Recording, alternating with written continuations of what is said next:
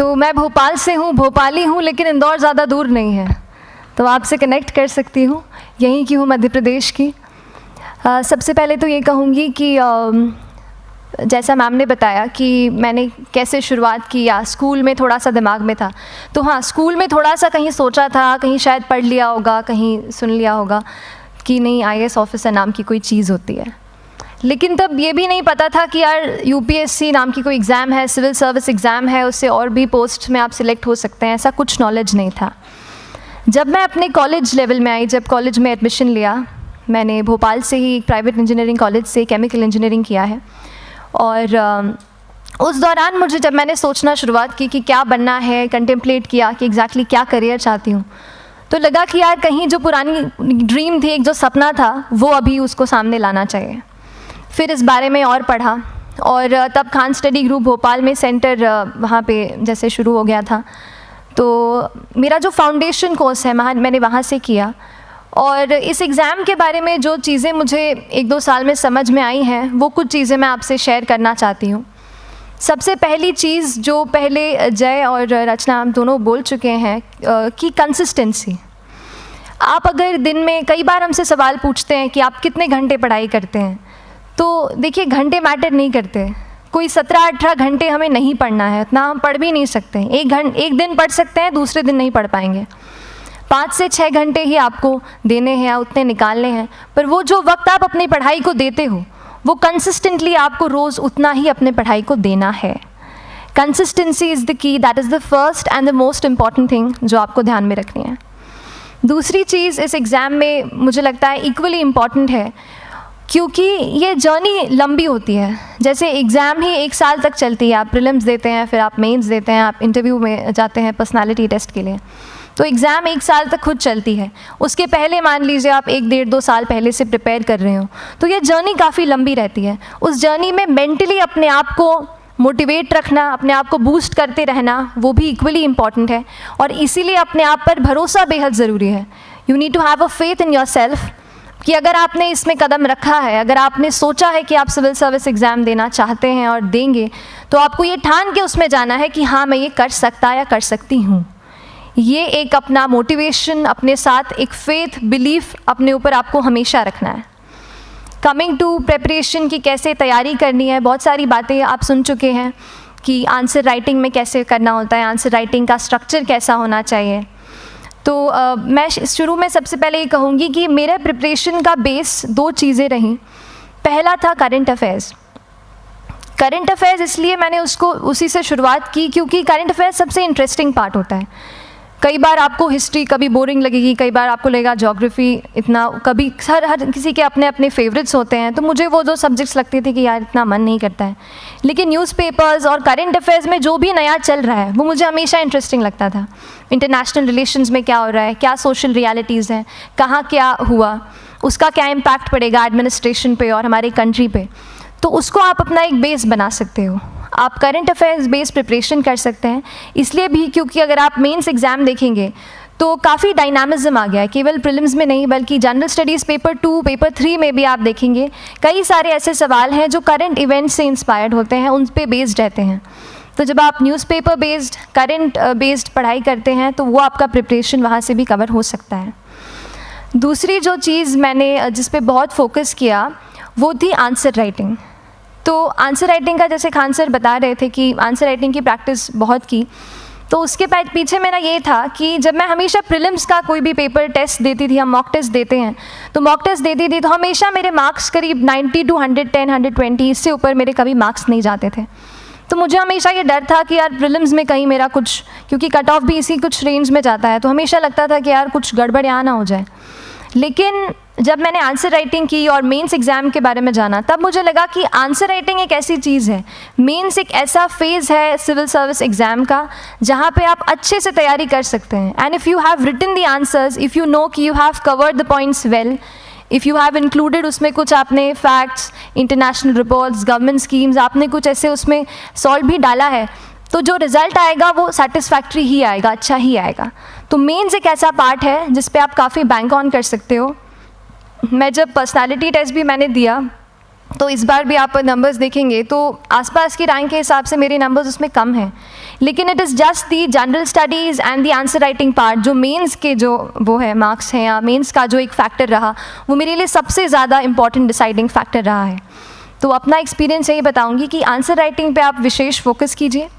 जैसा स्ट्रक्चर आपको बता ही चुके हैं कि इंट्रोडक्शन में कैसे आपको शॉर्ट रखना है, बॉडी एंड देन कंक्लूजन, उसमें छोटी चीज़ जैसे मैं अभी मेंशन कर रही थी, आप एक इंश्योर कीजिए कि देखिए जो भी एग्जामिनर आपकी कॉपी चेक कर रहे हैं वो दिन में 10, 15, 20 कॉपीज़ चेक कर रहे हैं, तो उन सब से आपको अलग कैसे आप अपनी कॉपी दिखा सकते हो, ये चीज़ आपका प्रेजेंटेशन और आप जिस तरीके से आंसर लिखते हो कंटेंट को, वो मैटर करेगा। आप इंश्योर कर सकते हैं कि आपके आंसर में कुछ फैक्ट्स, गवर्नमेंट की स्कीम्स, कुछ कमिटीज़ बैठती हैं, जैसे एक प्रिवेसी पे justice BN Shri Krishna committee की रिपोर्ट आई है, तो आप मान लीजिए आपको कोई प्रिवेसी पे सवाल आ गया तो आपने उन कमेटी का नाम कोट कर दिया। ऐसे बहुत सारी कमिटीज़ होती हैं। कुछ इंटरनेशनल रिपोर्ट्स आते हैं, वो आप इनके बारे में लिख सकते हैं। इंडिया का मैप आप बना सकते हैं। मैंने सीख लिया था कि 10-15 सेकेंड्स में कैसे जल्दी से मैप बनाना है और उस पर कैसे पॉइंट कुछ करना है, कुछ लोकेट करना है। तो ये कुछ ऐसी चीज़ें हैं जो आपके आंसर्स को एनरिच करेंगी और प्रेजेंटेबल बनाएंगी। तो इस तरीके से आंसर्स पे जैसे हम क्लास करते हैं, लेकिन उसके साथ साथ आपको ये कोशिश करनी है कि 1 से 2 आंसर पर डे आपको ज़रूर लिखने ही लिखने हैं, apart from the test series that you are doing. Answer writing से 2-3 चीज़ें होती हैं, ना केवल हमारी एक लिखने का हमें समझ आता है हम क्या लिखते हैं कैसा है, पर हमारा कॉम्प्रिहेंशन भी इम्प्रूव होता है। हमें कितना समझ में आया वो भी हमें खुद समझ आता है जब हम आंसर्स लिखते हैं। और इसीलिए आंसर राइटिंग पे आप फोकस कीजिए, 1 से 2 आंसर ज़रूर लिखिए। और आंसर राइटिंग के बाद the third pillar of my preparation जो काफ़ी इंपॉर्टेंट जिसने रोल प्ले किया, that was tests and test series and mocks. देखिए हम पढ़ रहे हैं यहाँ पर, I will also come to the point कि हम कैसे दिल्ली, भोपाल और इंदौर में प्रिपेयर करके बिना दिल्ली जाए हम कैसे कर सकते हैं, I will come to that point. पर उसके पहले टेस्ट की थोड़ी बात कर लेती हूँ कि टेस्ट देना क्यों ज़रूरी है। हम ये जो एग्ज़ाम दे रहे हैं सिविल सर्विस की, ये एक ऑल इंडिया लेवल एग्ज़ाम है and this cut throat competition. तो उसके लिए आप केवल पढ़ते रहें, सारी बुक्स, मटेरियल्स, स्टैंडर्ड ये करंट का सब पढ़ लें, लेकिन अगर आप ये नहीं जज कर पाए कि आपका क्या लेवल है at an all India level, तो चीज़ें समझ में आप नहीं, मतलब आप आगे नहीं बढ़ पाएंगे या सही डायरेक्शन नहीं पकड़ पाएंगे।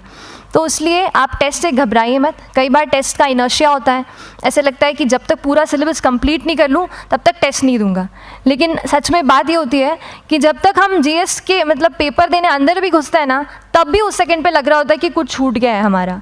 तो ये चीज़ होगी ही, इसीलिए ये मैं कभी मत सोचिए कि जब तक पूरा सिलेबस नहीं कर लूँ टेस्ट नहीं दूंगा। जैसे आपका एक थोड़ा बेस बन जाता है प्रिपरेशन का, आप टेस्ट दीजिए, चाहे वो प्रीलिम्स का MCQ का टेस्ट हो या मेंस का राइटिंग स्किल की प्रैक्टिस हो, टेस्ट पे आप फोकस कीजिए। उसके बाद टेस्ट केवल देने के लिए नहीं देना है, उसको एनालाइज भी अच्छे से करना है।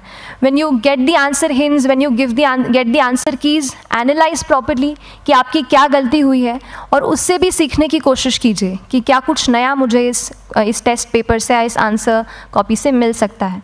तो इस तरह से टेस्ट पे भी आप फोकस कीजिए। And I will come lastly to the point कि जब मैंने प्रिपरेशन शुरू की थी अपने कॉलेज के 2nd ईयर 3rd ईयर आते आते, तो मन में बहुत सारे फियर्स थे।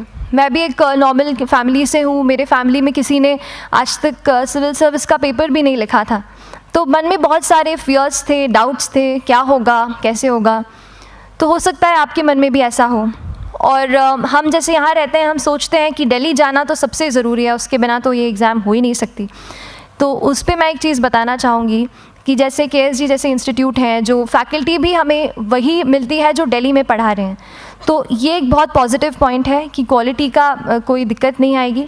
बस एक चीज़ है, आप ज्वाइन करते हैं class, that will only provide you a direction. वो आपका रास्ता दिखा सकते हैं आपको कि इस रास्ते पर आपको चलना है, लेकिन चलना उस रास्ते पे आपको खुद है। You have to work on your own. कभी ये मत सोचिए कि मैं वहाँ नहीं जा पा रहा हूँ तो नहीं हो सकता, यहाँ है, तो हम एक्सक्यूज़ेस बनाते हैं, कई बार चैलेंजेस आते हैं। तो मैंने कॉलेज के साथ प्रिपरेशन की, तो उसमें भी काफ़ी दिक्कत आती थी। कभी कभार कॉलेज की एग्ज़ाम होती थी तो इसमें मैं अपना उतना वक्त नहीं दे पाती थी। तो उस मोमेंट पे फिर प्लानिंग ने मुझे बहुत हेल्प किया कि हम किस तरीके से अपने कॉलेज के एग्ज़ाम के लिए प्लान कर लें। जैसे मैंने इंजीनियरिंग की है और मुझे पता है कि हम इंजीनियर्स 1 महीने से ज़्यादा पहले से पढ़ते नहीं हैं। पढ़ते हैं क्या? तो वो चीज़ आप ध्यान रख सकते हो, उसको अपना स्ट्रॉन्ग पॉइंट बना सकते हो। 1 से 1.5 महीना जब exam is approaching, I used to plan my entire syllabus का प्रिंट आउट निकाल के I used to make my notes, उस तरीके से उसको मैं उसको संभाल लेती थी। तो whenever you are managing those things together, focus on planning, किस तरीके से आप एक माइक्रो प्लान बनाएं, अपना डेली एक प्लान बनाएं, वीकली टारगेट सेट करें और एक ब्रॉड विजन दिमाग में रखें कि ब्रॉडली आप मंथ्स में क्या कवर करने वाले हैं। अगर आप प्लानिंग अच्छे से करते हैं तो ज़्यादातर पोर्शन आपका वहीं से कवर हो जाता है, और जब आप टारगेट्स बनाते हैं, उनको टिक करते हैं, तो एक सेंस ऑफ कंप्लीशन भी आपको मिलता है कि yes I am on the right path और मैं सही जा रहा हूँ या जा रही हूँ। तो इस तरीके से प्लानिंग पे भी इक्वली फोकस कीजिए।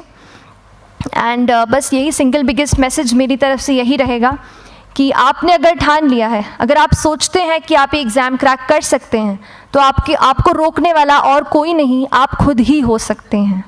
तो खुद आप अपनी रुकावट कभी मत बनिए, एक्सक्यूज़ेस मत बनाइए। ऑब्स्टिकल ज़रूर आएंगे, उन्हें आपको चैलेंज करना है। Challenges are meant to be challenged.